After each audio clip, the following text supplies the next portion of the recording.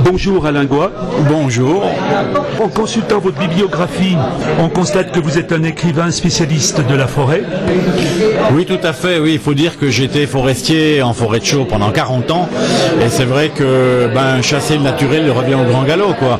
Je fais aujourd'hui des contes pour enfants, mais dont les personnages sont des arbres, évidemment. Et vous vous adressez plutôt à un public jeune, enfin un public enfant? Oui, tout à fait. Tout petit? Alors tout à fait. Moi, je suis dans la gamme d'âge entre les 5 et 10 ans. Donc j'ai 2 livres pour les 5-6 ans, on va dire, 2 livres pour les 7-8 ans et 1 pour les 9 ans. 9-10 ans, quoi, voilà. Et pourquoi ce choix?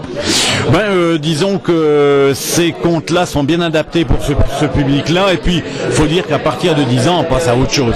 Après, il n'y a plus que les 2 pouces qui marchent sur les consoles de jeu, il n'y a plus que l'index qui se balade sur les écrans tactiles, donc les enfants passent à autre chose après, mais le monde du rêve, le monde de l'enfance est bien caractérisé dans cette gamme de tranches d'âge-là. Entre 5 et 10 ans, on peut faire passer tous les messages qu'on veut. À côté de votre travail d'écriture, vous êtes aussi conteur. Alors, est-ce que vous pouvez nous parler de cette activité? Alors, je suis conteur depuis une bonne trentaine d'années, de la faute ou grâce, on va dire, à André Besson, qui se trouve là à 2 places de moi. Il faut dire que au cours d'une veillée à l'ancienne, il m'a demandé de faire un conte, d'intervenir sur le loup. Il me dit, toi, forestier, tu vas nous raconter un truc sur le loup. La soirée était télévisée, j'avais les caméras de télévision sur moi, tout ça, et moi j'étais arrivé avec 2-3 feuilles bien rédigées, j'avais potassé le sujet pendant plusieurs jours, et quand je suis arrivé, André Besson m'a dit, ah non, tu vas pas lire, tu vas raconter.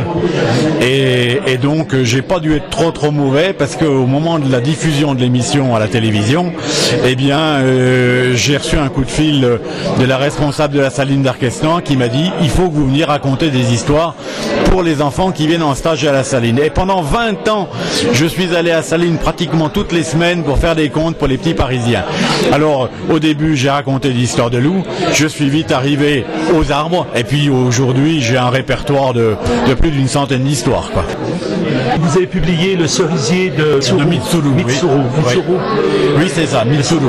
Alors, ce cerisier de Mitsuru, ça c'est une très belle aventure. L'histoire, le conte a été rédigé, on s'est mis à 2. J'ai une amie qui est à Besançon, qui s'appelle Rosine Romain, et les 2, pendant 2 jours, on a fait cette histoire.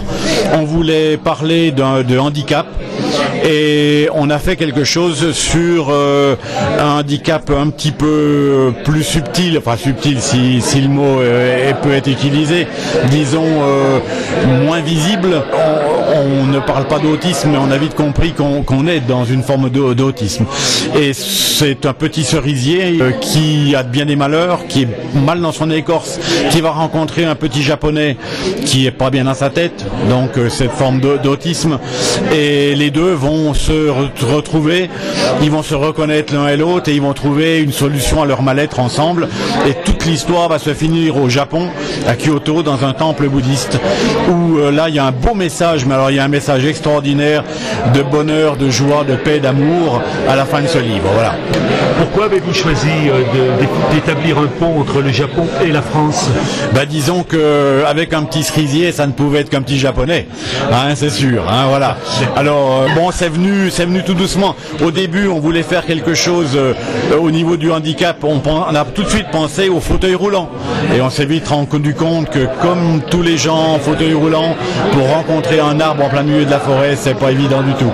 Alors dans notre réflexion, ça a dérivé sur l'autisme, quoi, voilà. Et enfin, pour terminer, est-ce qu'il y a un écrivain ou un livre qui vous a donné vraiment envie d'écrire, quoi?